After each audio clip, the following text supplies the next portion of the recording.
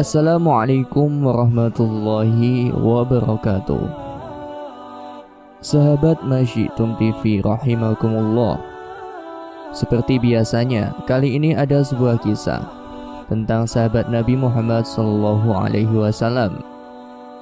Beliau adalah Abu Jandal bin Suhail bin Amr radhiyallahu anhu. Abu Jandal bin Suhail bin Amr adalah salah seorang sahabat muhajirin. Ia bersama sahabat yang tertindas bersamanya di Mekah, yakni Abul Basir, gigih berjihad melawan kafir Quraisy. Saat wabah taun melanda di tahun 18 Hijriah, ia termasuk salah seorang yang terjangkit dan meninggal karena wabah tersebut. Artinya, ia wafat pada masa pemerintahan Umar bin Khattab. Lantas bagaimanakah kelanjutan kisahnya? Jangan kemana-mana, tonton videonya sampai akhir. Abu Jandal adalah putra dari tokoh Quraisy yang bernama Suhail bin Amr bin Abdusyah Syams. Kabilahnya adalah Bani Amir, sehingga ia dinisbatkan dengan Al-Amiri. Abu Jandal adalah salah seorang yang pertama-tama memeluk Islam di Mekah. Saat menerima agama tauhid ini, cobaan berat langsung ia hadapi. Ayahnya merespon keislamannya dengan memenjarakan dan merantainya. Karena kondisi tersebut, ia termasuk kaum muslimin yang tidak bisa hijrah ke kota Madinah. Ayahnya adalah juru runding Quraisy dalam peristiwa Hudaybiyah. Saat penaklukan kota Mekah, sang ayah memeluk Islam dan menjadi salah seorang sahabat Rasulullah yang baik keislamannya. Saat perjanjian Hudaybiyah tengah ditulis, tiba-tiba Abu Jandal bin Suhail muncul. Ia datang menemui Nabi SAW dan para sahabat dalam keadaan terbelenggu dengan besi.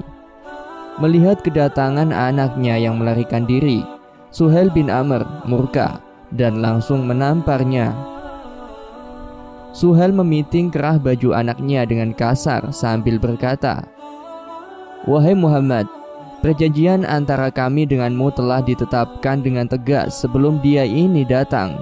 Lalu Nabi pun menjawab, "Engkau benar." Lalu Abu Jandal berteriak sekencang-kencangnya, "Wahai kaum muslimin, apakah aku dikembalikan kepada orang-orang musyrik? Mereka akan berbuat sesuatu agar aku murtad." Perlu diketahui, di antara poin perjanjian Hudaybiyah adalah jika seorang lelaki dari Mekah datang kepadamu, kepada Nabi SAW, walaupun ia telah memeluk Islam, maka engkau harus mengembalikannya kepada kami, yaitu kaum Quraisy. Saat Abu Jandal muncul, poin ini telah disepakati, sehingga meskipun berat bagi Rasulullah membiarkan sahabatnya kembali ke tengah orang-orang musyrik, beliau tidak mau melanggar perjanjian yang telah disepakati. Beliau hanya mampu berpesan kepada Abu Jandal, "Wahai Abu Jandal, bersabarlah dan berharaplah pahala dari Allah atas ujian yang kau hadapi. Sungguh Allah akan memberikan kebahagiaan dan jalan keluar untuk engkau dan orang-orang yang lemah sepertimu. Mereka telah sepakat membuat perjanjian dan kita tidak mungkin mengkhianatinya." Kemudian ada kisah menarik tentang Abu Jandal setelah Rasulullah tak mampu mengabulkan permintaannya untuk diajak serta ke negeri hijrah Madinah. Ia bersama 70 orang yang senasib dengannya di Mekah melarikan diri dari tawanan Quraisy. Mereka keluar menunggangi kuda dan bergabung dengan Abul Basir radhiyallahu anhu. Mereka semua tidak mau pergi menyusul Rasulullah ke Madinah, khawatir kalau Rasulullah malah mengembalikan mereka ke Mekah lagi. Mereka bergabung dengan orang-orang dari kabilah Ghifar, Aslam, Juhainah, dan kabilah Arab lainnya yang telah memeluk Islam, hingga jumlah mereka mencapai 300-an orang. Mereka mencegat jalur perdagangan Quraisy. Tidak seorang pun Quraisy yang melintas kecuali mereka bunuh, dan mereka rebut harta kafilah dagangannya.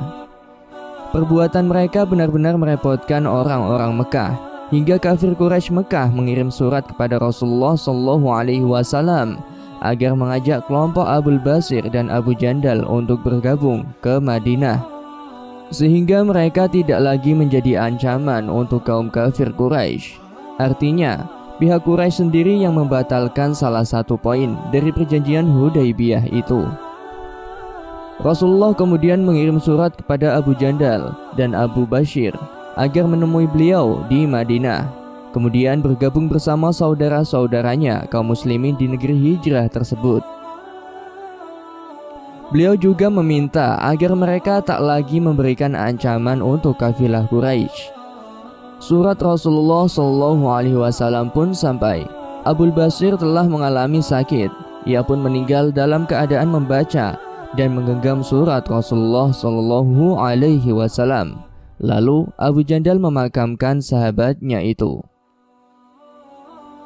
Abu Jandal wafat di Syam saat dunia Islam tengah dilanda wabah tahun Anwas, tepatnya di tahun 18 Hijriah, di masa pemerintahan Al-Umar bin Khattab radhiyallahu anha.